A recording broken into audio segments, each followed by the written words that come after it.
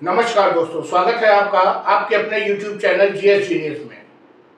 जैसा कि आप स्क्रीन पर देख रहे हैं, यूएसए में ट्रंप ने चुनाव जीत लिया है। ये देखिए, ट्रंप साहब हैं और इस समय ये दुनिया के सबसे प्रसन्न आदमी है।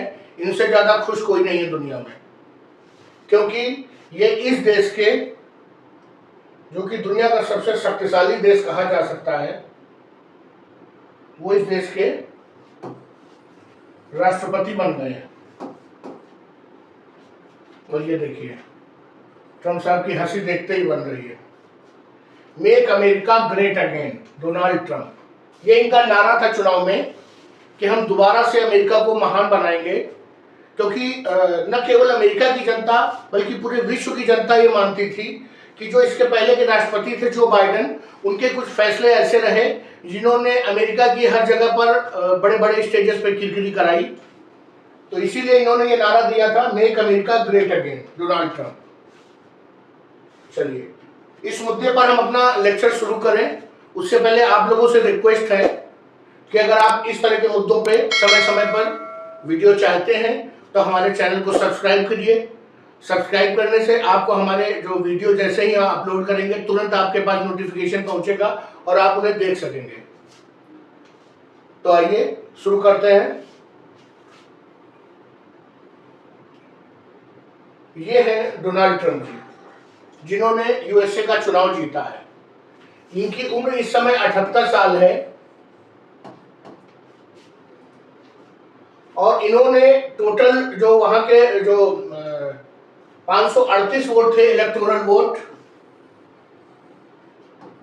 यूएसए में जो स्टेट्स हैं उसमें हर स्टेट को अलग अलग संख्या में वोट अलॉट है और वहां से उन्हें जो वोट मिलते हैं वो टोटल 538 वोट मिलते हैं। ये इस प्रकार से वोट नहीं है जैसे हमारे वहां प्रधानमंत्री का चुनाव होता है, उससे भिन्न है। वहां पर हर स्टेट को कुछ कुछ वोट अलॉट है, उस हिसाब से वहां पर वोटों की गिनती होती है। 538 वोट है टोटल, जिसमें से 294 वोट ट्रंप को मिले हैं, जबकि उन्हें चाहिए थे 270। और जो उनकी अपोनेंट थी कमला हैरिस, उन्हें मात्र 224 वोट मिले हैं। 270 के बजाय उनको जो 294 वोट मिले हैं वो एक स्पष्ट बहुमत को दर्शाते हैं। स्पष्ट बहुमत का तात्पर्य होता है कि उनको पूर्ण बहुमत प्राप्त है, वो अपने मनचाहा डिसीजन ले सकेंगे, अपने मनचाहे विधेयक पारित करवा सकेंगे। चलिए, ट्रंप जी को एक बार और देख लीजिए, काफी प्रसन्न है। इन्होंने जिनको हराया है उनका नाम है कमला हैरिस। ये कमला हैरिस की फोटो है।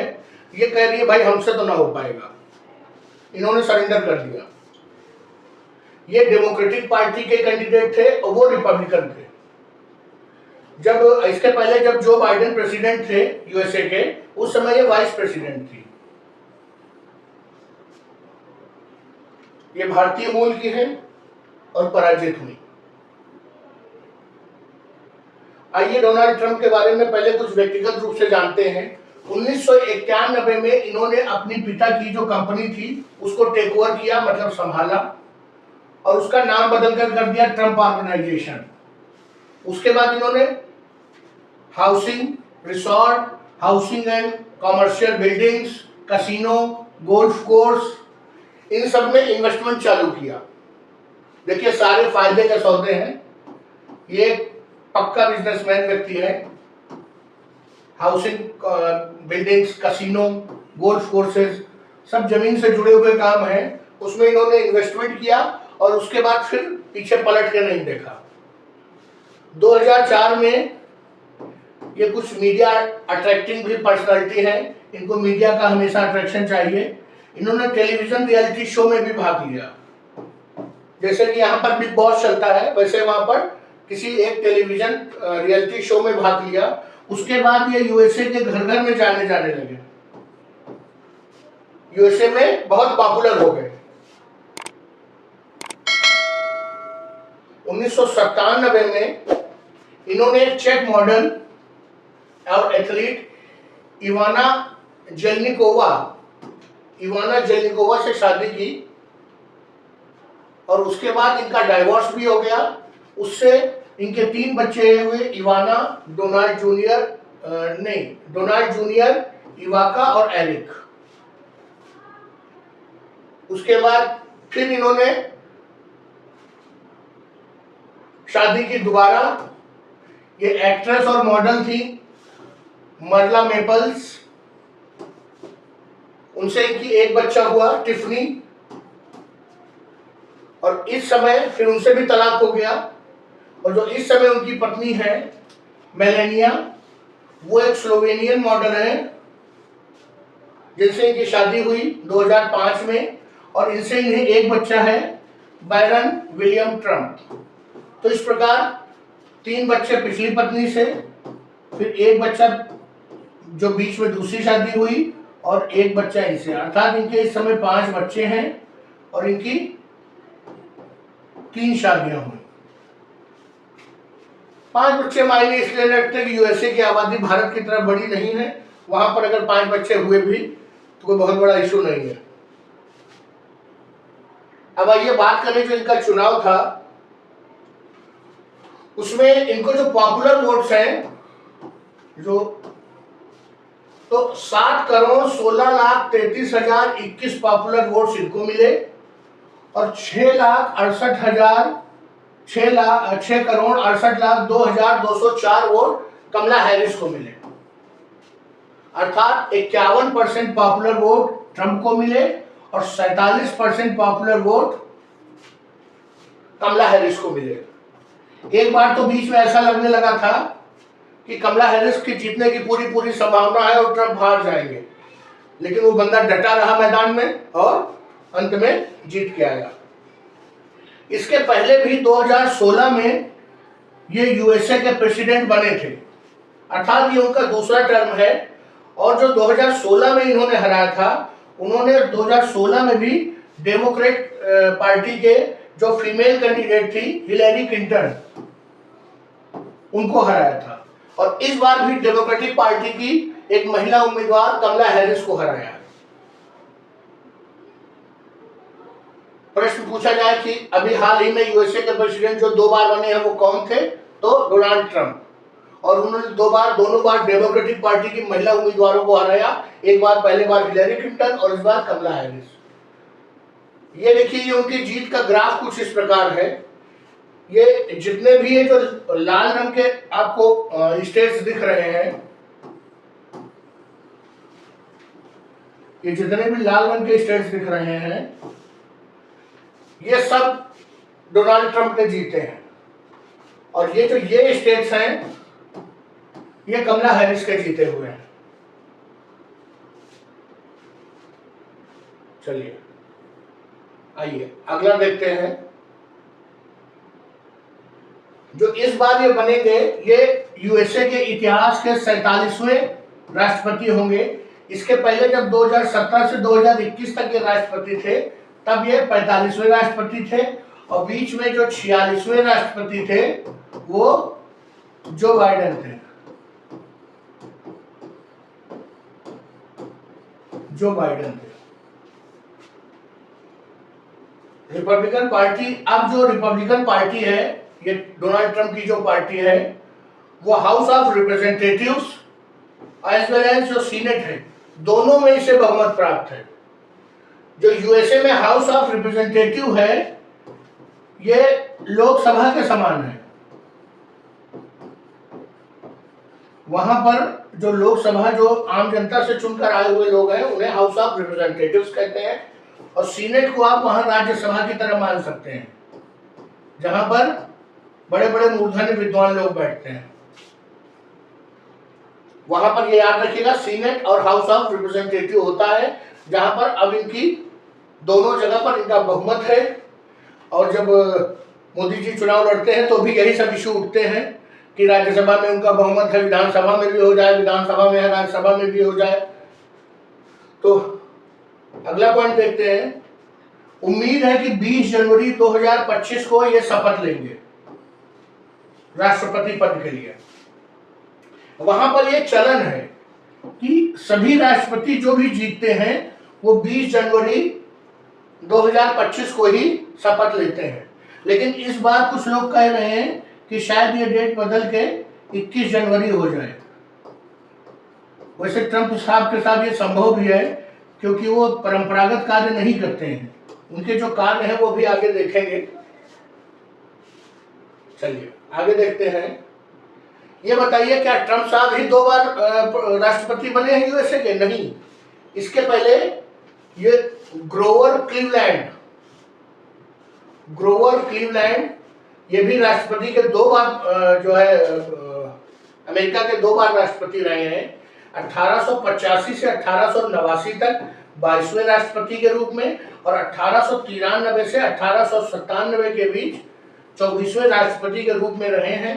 अर्थात यूएसए के इतिहास में 2 लोग 2-2 कार्यकाल उन्होंने पूरे किए हैं, एक क्लीवलैंड ने और दूसरे ट्रंप ने। अब क्लीवलैंड ने तो अपना कार्यकाल पूरा किया, ट्रंप का देखना होगा, बन तो गए नहीं है 2 बार। चलिए अब ये देखिए, कुछ लोगों के नाम मैं लेने जा रहा हूं, इन सभी नामों से आप परिचित हैं। इमैनुअल मैक्रॉन फ्रेंच राष्ट्रपति हैं। ये एंथोनी अल्बनीज ये ऑस्ट्रेलिया के प्रधानमंत्री हैं। जॉर्ज मेलोनी, इनके बारे में मोदी जी के साथ कई मीम बनते रहते हैं, ये इटली की प्रधानमंत्री हैं। German chancellor Olaf Schulze, Israeli प्रधानमंत्री बेंजामिन नेतन्याहू, और ताइवान के जो प्रधानमंत्री हैं लाई चिंते। यूक्रेन के जो प्रधानमंत्री हैं व्लादिमीर जेलेंस्की। कनाडा के प्रधानमंत्री जस्टिन ट्रूडो। फिलिस्तीन के प्रधानमंत्री अब्बास महमूद। तुर्की के प्रधानमंत्री तैयब एर्दोगान। पाकिस्तान के प्रधानमंत्री शहबाज शरीफ। शहबाज शरीफ का नाम सुनकर जरूर हंसी आ रही होगी। इन सभी लोगों ने डोनाल्ड ट्रंप को बधाई दी है। वैसे बधाई तो विश्व के लगभग सभी देशों के राष्ट्रपति ने आधिकारिक रूप से बधाई भेजी जरूर होगी, हमारे मोदी जी ने भी भेजी है, लेकिन मैं इन लोगों का नाम मैंने यहाँ स्पेशली इसलिए लिया है क्योंकि ये लोग, इन लोगों को ट्रंप की बहुत जरूरत है। ये जो हमारे फ्रेंच राष्ट्रपति इमैनुअल मैक्रॉन है, ये जो यूक्रेन युद्ध चल रहा है उसमें जो अमेरिका की ओर से दबाव बनता है कि हथियार दीजिए यूक्रेन को, उसमें काफी पैसा खर्च हो रहा है, उनसे परेशान है। ऑस्ट्रेलिया के प्राइम मिनिस्टर एंथोनी जो अल्बनीज हैं, ये चाइना से घबराए हुए हैं। चाइना कभी भी जो है समुद्र में इनके साथ धोखा कर सकता है। जो इटली के प्रधानमंत्री हैं जॉर्जिया मेलोनीज, ये अपने देश में जो इस्लामिक कट्टरता बढ़ रही है उससे परेशान है। जर्मन चांसलर अपने वहां इस्लामिक कट्टरता से परेशान है, और अमेरिका का जो दबाव रहता है कि यूक्रेन की मदद कीजिए, अपने जहाज उनको दे दीजिए, उनसे परेशान है। इजरायली प्राइम मिनिस्टर का क्या कहना, इन्होंने तो जो है कई अपने हाथ बना लिए हैं। एक तरफ ये हमास से लड़ रहे हैं, दूसरी तरफ हिजबुल्लाह से लड़ रहे हैं, तीसरी तरफ हूती से लड़ रहे हैं, बीच बीच में ईरान को भी धमकाते रहते हैं और थोड़े बहुत बम उन पर भी गिराते रहते हैं। इनको भी हथियार, गोला बारूद और सपोर्ट चाहिए। ताइवान के जो ये प्रधानमंत्री हैं लाई चिंते, ये बेचारे घबराए हुए हैं कि पता नहीं किस दिन जो है चाइना इनको निकल जाए। और ये दुनिया के सबसे जो परेशान व्यक्ति है व्लादिमीर जेलेंस्की, जो दुनिया के एक दूसरे सबसे शक्तिशाली देश से टकरा बैठे हैं। कनाडा के प्रधानमंत्री जस्टिन ट्रूडो, इनको तो खालिस्तानियों ने कनाडा में खालिस्तान बना दिया है। ये वो कुछ गिनती के खालिस्तानियों के सपोर्ट में भारत से टकरा बैठे हैं। फिलिस्तीन के जो राष्ट्रपति हैं अब्बास महमूद, ये तो इनका तो अस्तित्व ही समाप्त होने को है। तुर्की के प्रधानमंत्री तैयब एर्दोगान, इनकी समस्याएं भी खत्म होने का नाम नहीं लेती। एक तरफ ये भारत से टकराते हैं, दूसरी तरफ ये जो है रशिया और अमेरिका के बीच में जो है फुटबॉल बने हुए हैं। ये दोनों तरफ से जो है भारत की देखा देखी दोनों से संबंध बनाना चाहते हैं, लेकिन अमेरिका कहता है कि दोनों से संबंध बनाओगे तो फिर तुम्हारे साथ बुरा हो जाएगा। और ये जो दुनिया का सबसे शरीफ आदमी है शहबाज शरीफ, इसके पास करने को कुछ नहीं है, इसलिए ये शरीफ है। करने को इनके पास केवल एक काम है, भारत में आतंकवाद को कैसे बढ़ावा दिया जाए, इसके अलावा इनके पास कोई काम नहीं है। इसीलिए इनके नाम के आगे शरीफ जुड़ा है। इनकी अपनी समस्या ये है कि ये आतंकवाद भी फैलाना चाहते हैं और भारत से संबंध भी बनाना चाहते हैं, लेकिन भारत ने इनको दो टूक कह रखा है कि या तो आतंकवाद या तो संबंध। ये चाहते हैं कि उधार का माल हमारे टमाटर और चीनी और ये सब खाते रहें और हमको आतंकवाद बम भी फोड़ते रहें, लेकिन दोनों चीजें संभव नहीं है। और इनका यही प्रयास है कि ये ट्रंप पे दबाव बना के किसी प्रकार भारत से उधार माल लेना शुरू करें, उधार की खाना शुरू करें और 7 देशों को जो मदद जाती है उसमें से हिस्सा ले लें और उसके बाद बूम। तो इन सभी लोगों ने विशेष रूप से जो है ट्रंप को बधाई दी है और कहा है कि भाई हम तुमको बधाई दे रहे हैं तो हमारा ध्यान रखना, ऐसा ना हो कि हमारे दुश्मन हमको खत्म कर दें और तुम हमारे बधाई का ध्यान ना रखो। तो वैसे बधाई सभी लोगों ने दी है ट्रंप को और सबसे ज्यादा बधाई के पात्र तो यूएसए के लोग हैं जिनको जो बाइडेन के शासन से मुक्ति मिली। जो इनका प्रीवियस टेन्योर था, जो पुराना कार्यकाल था, वो काफी विवादों में रहा था। एक तो इनका मुद्दा खुल गया था कि कोई पॉर्न स्टार थी, उसका नाम मैं भूल रहा हूं इस समय, उसके साथ इनके सेक्स रिलेशंस जो थे वो सामने खुल के आ गए थे। बाद में जब वो मामला कोर्ट में चला गया और लगा कि इनकी बड़ी बदनामी हो रही है तो उसको रुपया पैसा देकर इन्होंने सुलटाने का प्रयास किया और ये मुद्दा भी जो है कोर्ट में चला गया। तो पूरे टेन्योर यही तमाशा बनता रहा और इनकी हंसी उड़ती रही, लेकिन ये बंदा भी बड़ा दमदार है, इसने सारी मुसीबतें झेली और अपना काम करता रहा।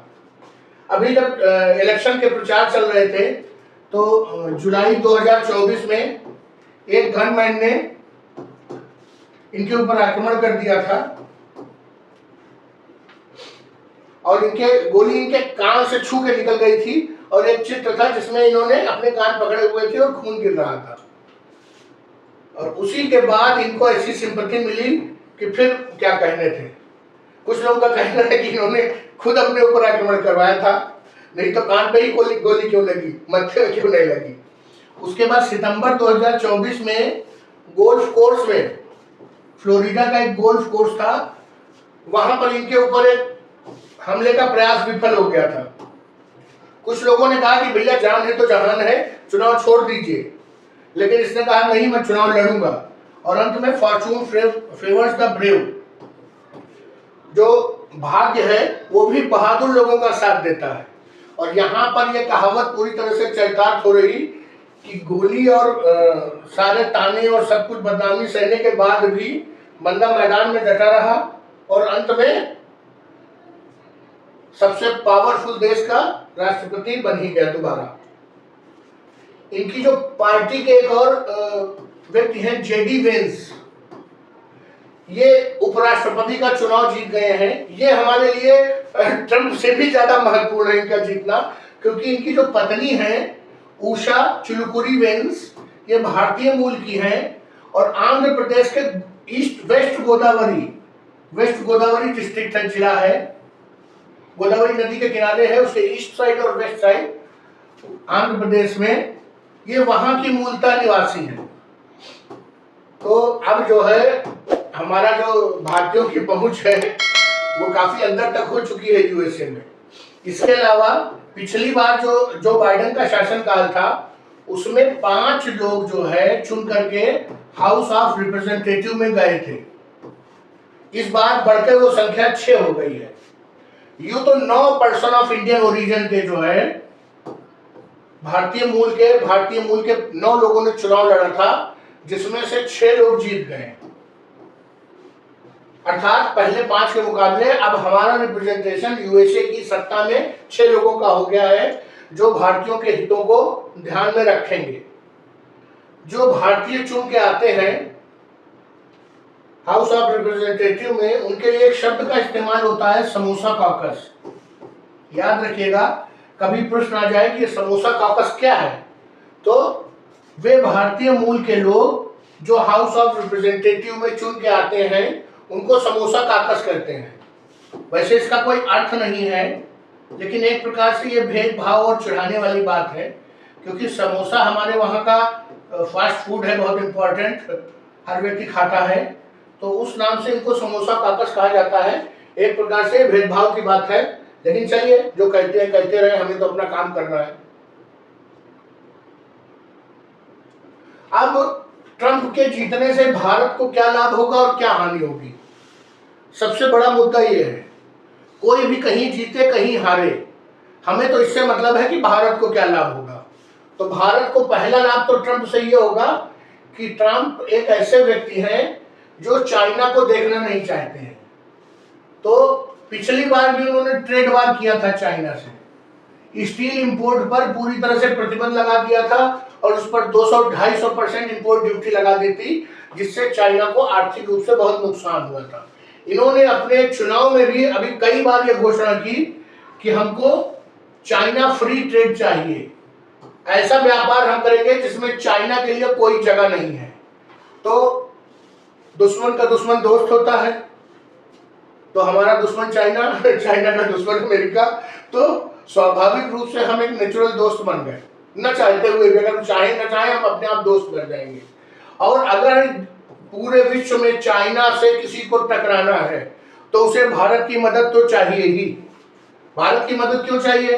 क्योंकि चाइना आज की डेट में मैन्युफैक्चरिंग हब है, वो फैक्ट्री ऑफ द वर्ल्ड, सब कुछ प्रोड्यूस करता है, जिसको जो कुछ चाहिए वो बनाता है। और उसके बाद अगर किसी में मैन्युफैक्चरिंग करने की क्षमता है सर्वाधिक, तो वो भारत है। अगर आपको किसी भी चीज की मैन्युफैक्चरिंग चाइना से के बजाय किसी और से लेना है, तो आपको मजबूरन भारत की ओर देखना पड़ेगा। इसलिए ये बहुत अच्छा है कि यूएसए के सत्ता में एक चाइना विरोधी व्यक्ति आया है। और चाइना विरोध का सबसे बड़ा फायदा ये होगा कि वो अपने चुनाव के दौरान भी चाइना का विरोध कर रहा था। नहीं तो कभी ये होता है कि चाइना का तो हम विरोध कर रहे हैं, लेकिन बाद में हमारी पॉलिसी बदल जाती है और हमको अपने हित दिखाई देने लगते हैं और चाइना के प्रो चाइना हो जाते हैं। लेकिन ट्रंप के साथ ऐसा नहीं है, ट्रंप धुर विरोधी है चाइना के। इसके अलावा देखिए, इंडिया में expect better relations with USA once again. पिछली बार आपको याद होगा कि जो है एक सभा में मोदी जी और ट्रंप जी ने पूरे जो हॉल था हाथ पे हाथ पकड़ करके और पूरा चक्कर लगाए थे। तो जैसे यहाँ पर बना था कि इस बार मोदी सरकार, वैसे वहां पर काफी मीम बने थे इस बार ट्रंप सरकार। तो मोदी जी से जो ट्रंप के बेहतर रिलेशंस हैं, उसका लाभ भारत को इस बार मिलेगा। जो ट्रंप के साथ मोदी जी के बहुत अच्छे रिलेशंस रहे कई मुद्दों पे, और कई बार वो नेता विभिन्न जो है जो मंच थे उन पर गर्मजोशी से मिले, यहाँ तक कि वो लोग कई कई मिनट तक हाथ पकड़े रहते थे। उसका कोई अर्थ नहीं होता है, दुनिया को दिखाने के लिए होता है। चलिए, इसके अलावा एक और पॉलिसी है उनकी, इंडिया पैसिफिक पॉलिसी। मतलब भारतीय प्रशांत महासागर के जो रीजन का पॉलिसी है, वो ये कहते हैं free trade access through C. मतलब समुद्र से खुला व्यापार में इंडो पैसिफिक क्षेत्र में सबको व्यापार आने जाने की छूट होनी चाहिए। वैसे तो जो बाइडेन भी यही चाहते थे, हमेशा से यूएसए की पॉलिसी यही रही है, लेकिन ये ज्यादा एग्रेसिव है इस मामले में ट्रंप, क्योंकि जो चाइना है वो जगह जगह पर ब्लॉकेज लगाता है और वो जैसे साउथ चाइना सी और इस तरफ जो है अपना प्रभुत्व जमाना चाहता है। तो इस मामले में ट्रंप ज्यादा अटैकिंग है और उम्मीद की जाती है कि ट्रंप के आने के बाद जो चाइना की शैतानियां हैं वो कुछ कम पड़ेंगी। बंद तो नहीं होंगी, क्योंकि जो शैतान है वो शैतान रहे और शैतान ही रहेगा, लेकिन कम पड़ेगी, डर जाएंगे। इसके अलावा एक और फायदा जो भारत को भी होगा और पूरी दुनिया को होगा, वो है कि ये संभव है कि यूक्रेन रशिया वार रुक जाए। ये कुछ इसका फैसला हो सकता है। क्यों? क्योंकि ट्रंप के रशिया से बहुत अच्छे रिलेशंस हैं, ट्रंप के रशिया से बहुत अच्छे रिलेशंस हैं। और इसका जो दुनिया को फायदा होगा, दुनिया को जो मंदी की तरफ जा रही है इन सब चीजों से और डर का माहौल बना हुआ है कि कभी भी न्यूक्लियर हो सकता है, न्यूक्लियर हो सकता है, न्यूक्लियर हो सकता है, उससे जो है दुनिया को आराम मिलेगा। और भारत को क्या फायदा मिलेगा? भारत को सबसे बड़ा आराम मिलेगा कि भारत के कई दोस्त आपस में लड़ रहे हैं। एक तरफ फ्रांस है, यूएसए है, यूके है, जर्मनी है, बल्कि सीधे सीधे पूरा यूरोपियन यूनियन है प्लस यूएसए, और दूसरी तरफ उसका सर्वकालिक दोस्त है रसिया। न वो रशिया की खुलकर मदद कर पा रहा है, न अपने यूरोपीय देशों की मदद कर पा रहा है। जबकि रशिया, भारत बहुत अच्छी पोजीशन में है, जिसकी तरफ भारत झुक जाए वो जीत जाएगा, लेकिन वो खुल के किसी की मदद नहीं कर पा रहा है। उसने रशिया को कुछ सामान भेजा तो ये नाराज होने लगते हैं, कहते हैं कि आप उनको जो है दोहरे यूज के सामान भेज रहे हैं और उससे वो चिप से जो है मिसाइल बना लेंगे। अगर भारत ने इनको गोला बारूद भेजा तो ये उस गोले बारूद को यूक्रेन पे सप्लाई कर देते हैं और यूक्रेन वाले उसको रशिया पर दागने लगते हैं। तो रशिया कहता है कि भाई इंडियन मेड इन इंडिया जो गोले हैं वो हमारे सैनिकों को मार रहे हैं, तो भारत को बड़ी इससे आराम मिलेगा। वो बात अलग है कि भारत जो गोले और एम्यूनिशन हार्डवेयर बेच रहा है उसमें कमी आ जाएगी, लेकिन जो दोराहे पे खड़ा है भारत, उससे जरूर आराम मिल जाएगा। गोले तो कोई ना कोई खरीदेगा ही, वो तो व्यवसाय हमेशा चलता रहता है। इसके अलावा एक और भारत को फायदा है कि जिस प्रकार इंडिया के खिलाफ, इंडिया के जो इंडिया चाइना रिलेशंस में, उसमें एक क्लियर स्टैंड है डोनाल्ड ट्रंप का कि हम इंडिया के साथ खड़े हैं और वो हर तरह से खड़े हैं। ये जो है हमारे लिए बहुत हेल्पफुल है और हमको बहुत आराम देगा, क्योंकि इस मतलब हमारी बैकिंग है यूएसए की, इसके कारण हम आंखों से आंख मिला करके चाइना से अपने जो बॉर्डर इश्यूज हैं उनको रिजॉल्व कर लेंगे। वैसे काफी हद तक जो 2000 गलवान इशू के बाद जो संबंध बिगड़े थे, तो रूस के सहयोग से काफी हद तक वो चीजें रिजॉल्व होने की कगार पर हैं। ये नहीं कह सकते कि कर लेंगे, क्योंकि चाइना का नेचर ऐसा नहीं है कि किसी चीज को रिजॉल्व करे, लेकिन ऐसा लगता है कि रिजॉल्व हो सकते हैं रशिया के दबाव में। अब आगे देखते हैं क्या होता है।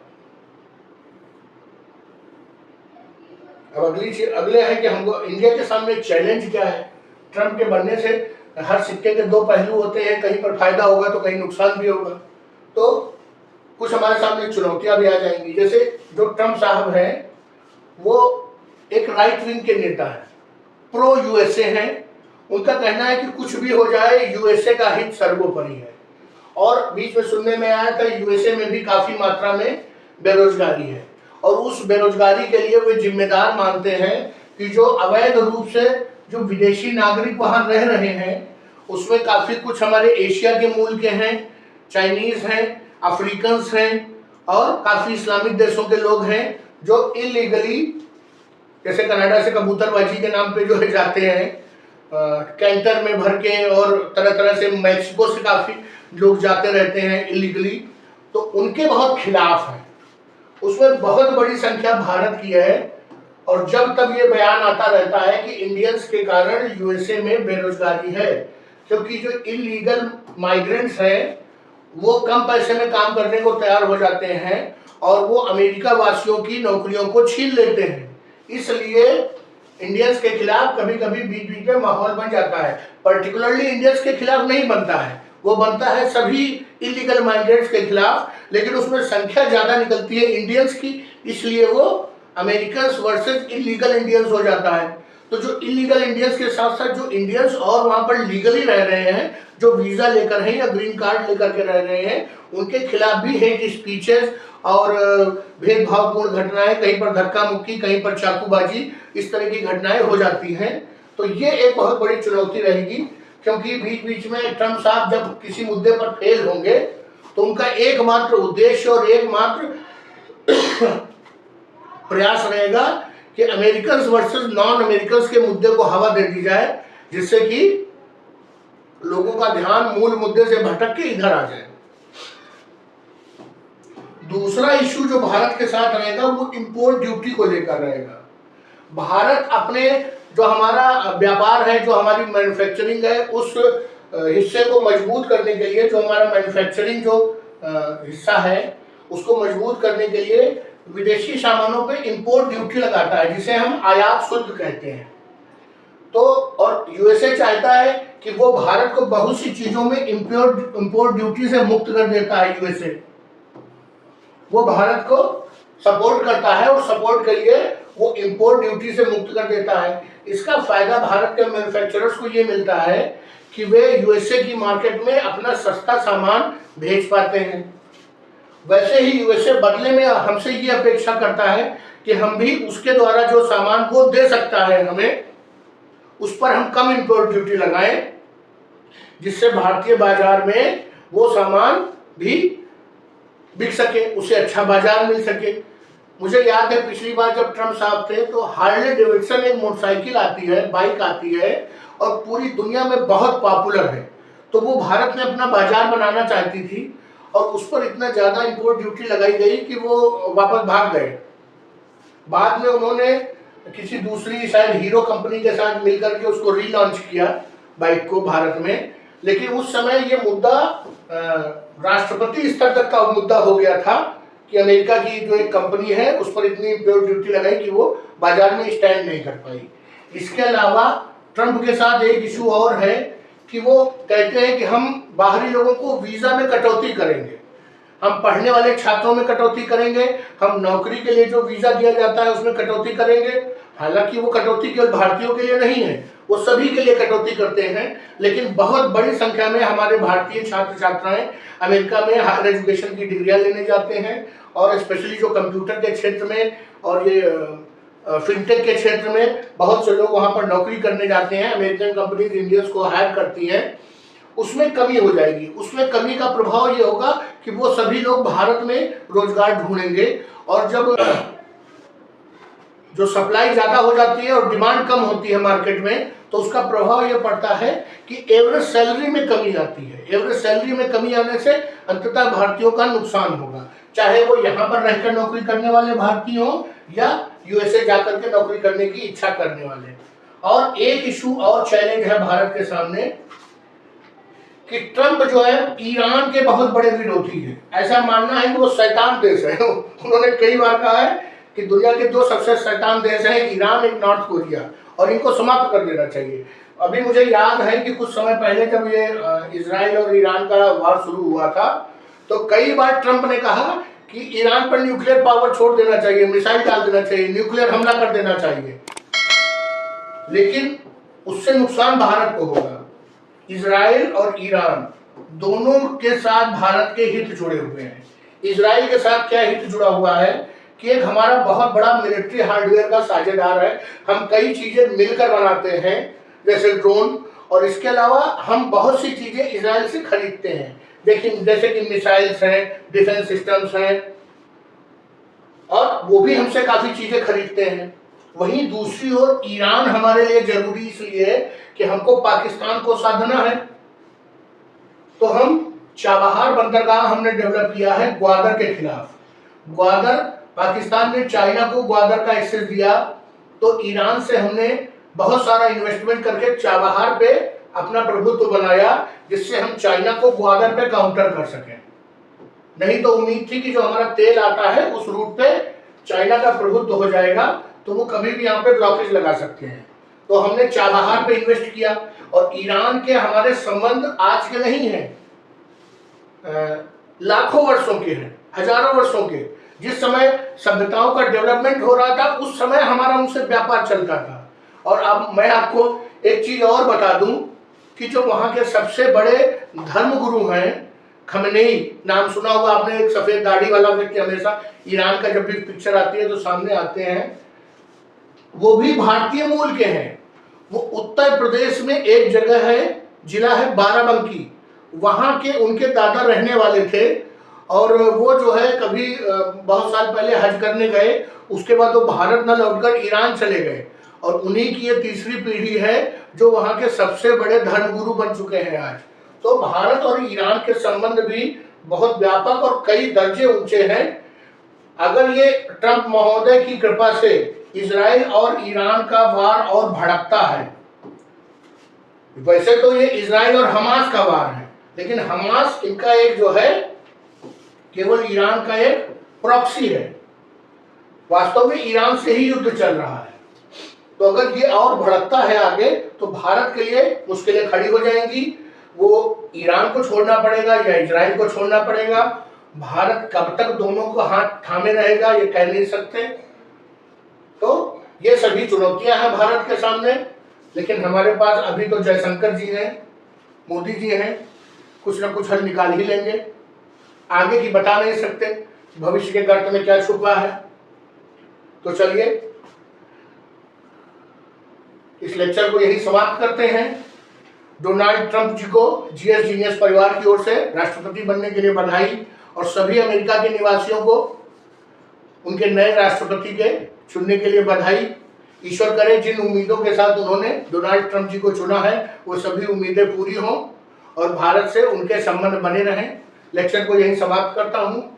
आपसे उम्मीद करता हूं कि आप चैनल को सब्सक्राइब करिए, वीडियो को लाइक करिए, जिससे कि हमारा उत्साह बना रहे और हम समय समय पर आपके लिए करंट अफेयर्स के ऐसे टॉपिक्स लाते रहें। धन्यवाद दोस्तों।